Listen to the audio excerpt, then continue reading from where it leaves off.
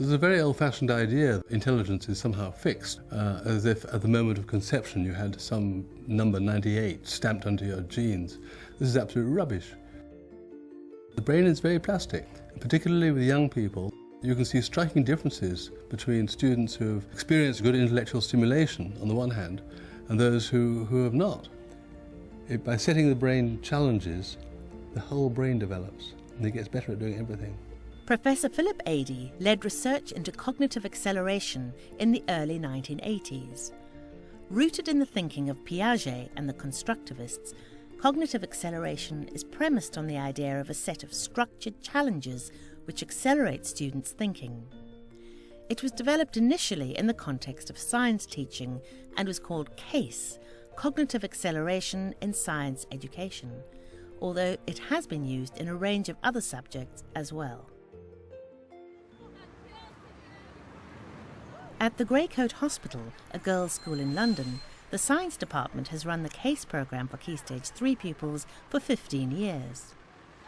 The word skills and thinking skills is one of the broadest terms used in education, and I think as time goes by, students will see less of a difference between their whole Key Stage 3 education and CASE lessons, because hopefully all subjects are reducing their instruction mode of teaching, their transmission model, and they're looking more at constructivism and saying students can take ownership for their learning, and they're just going to be much more confident learners the more we let them do that. Initial studies in the 1980s demonstrated that CASE had a positive impact on attainment. Here we'll show you what cognitive acceleration in science education looks like in practice. CASE is a very structured approach based on a series of 30 discrete lessons taught over 2 years in Year 7 and 8. Each lesson is designed to develop students' reasoning patterns through a scientific context. Today, Tom Xavier is teaching his Year 7 group the fourth of 5 lessons about the control and exclusion of variables towards understanding fair testing. Let's have a look at this image that I'm going to put on the board. Have a look at it. Have a look at it. Okay.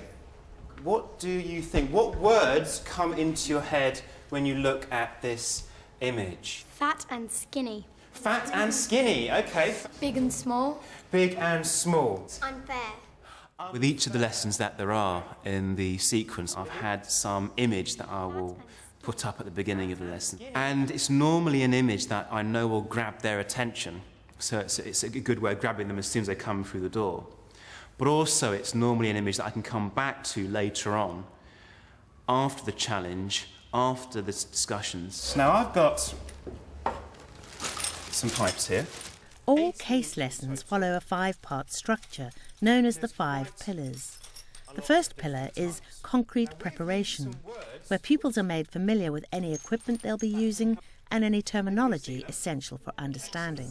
Now, could anybody suggest to me the variables that are shown within this group of pipes? Could there be weight? Because some could be have more weight than others because there's big ones and there's skinny ones. So then the smaller ones could be a smaller weight than the bigger ones. Okay, so what are the values going to be if we were going to have weight as a variable then, yes? Light and heavy. The first part of the lesson was what we'd call concrete preparation. And the reason why it's so important to have that there is so that later on in the lesson we start to discuss the challenge or the concept that we're looking at.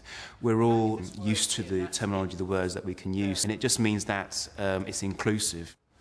Okay, now to the challenge. So the challenge, as you can see on the board, is which input variable, so they're the variables that we've been talking about so far, has the greatest effect on the note that the pipe actually makes. So the note that I'm listening for is this one.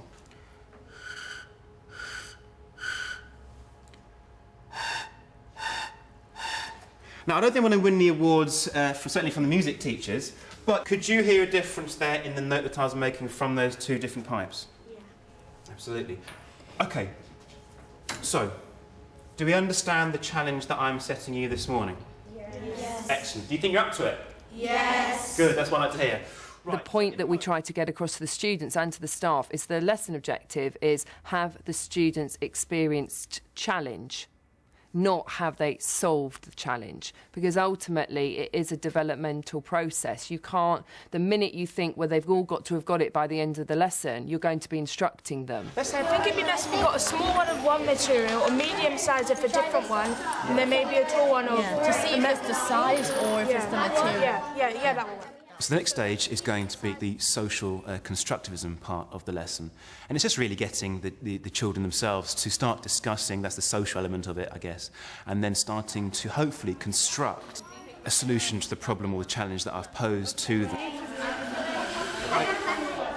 They kind of sound the same, but that was a little bit higher. This one, you can hear it louder because it's wider.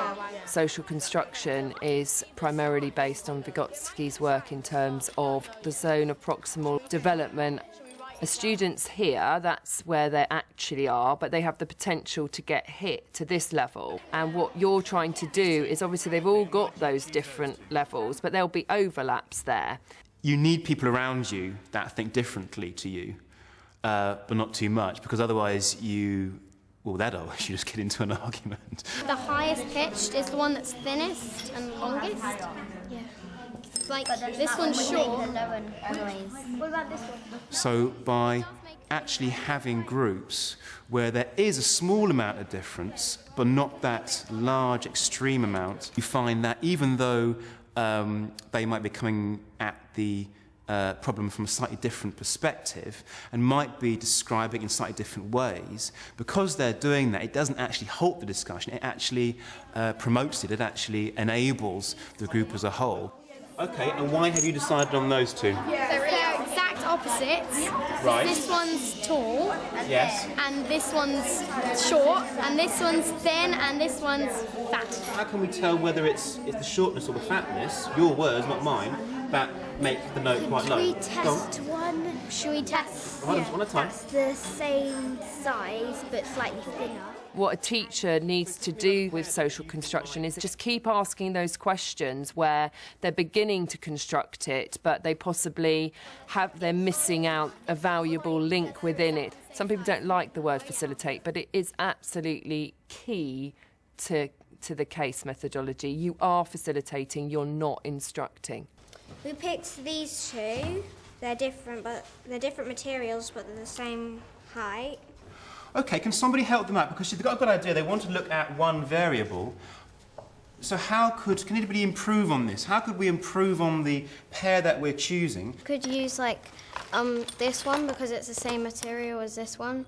So you would just be looking at the how wide it is. What hint would you give to the rest of the class in order that we can try and solve this problem by just looking at one or two more pairs? Make sure that you're only ever comparing one factor. One of the major things we're trying to do when we say accelerate cognitively students, we're trying to take them from one of Piaget's descriptors, which is a concrete level thinker.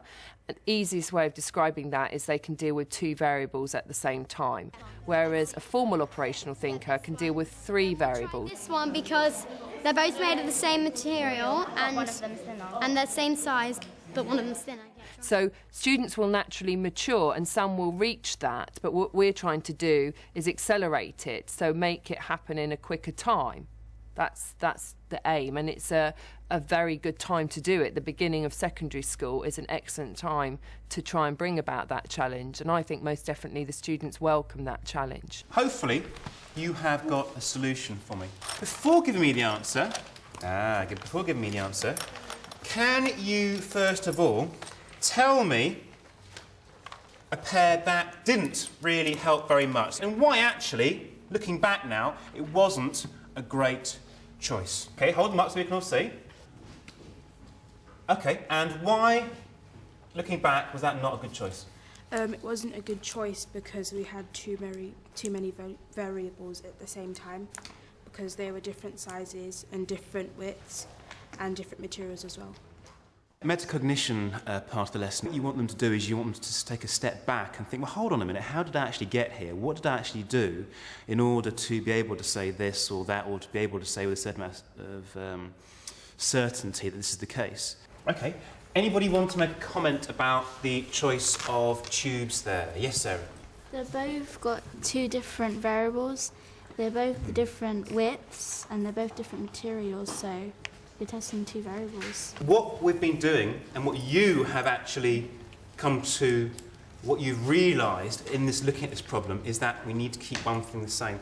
When we do that in science, we call that carrying out a fair test, and it's something that we'll come back to time and time and time again. The 5 pillars of a case lesson are often seen as the 5 parts to the lesson. For a more advanced practitioner, you start to learn that you're doing all 5 probably all the time. Now, that's the picture that I put on the board right at the very start. Why do you think that was quite a good picture to start off with? We've been looking at all the different variables, and you could kind of do the variables of this picture as well.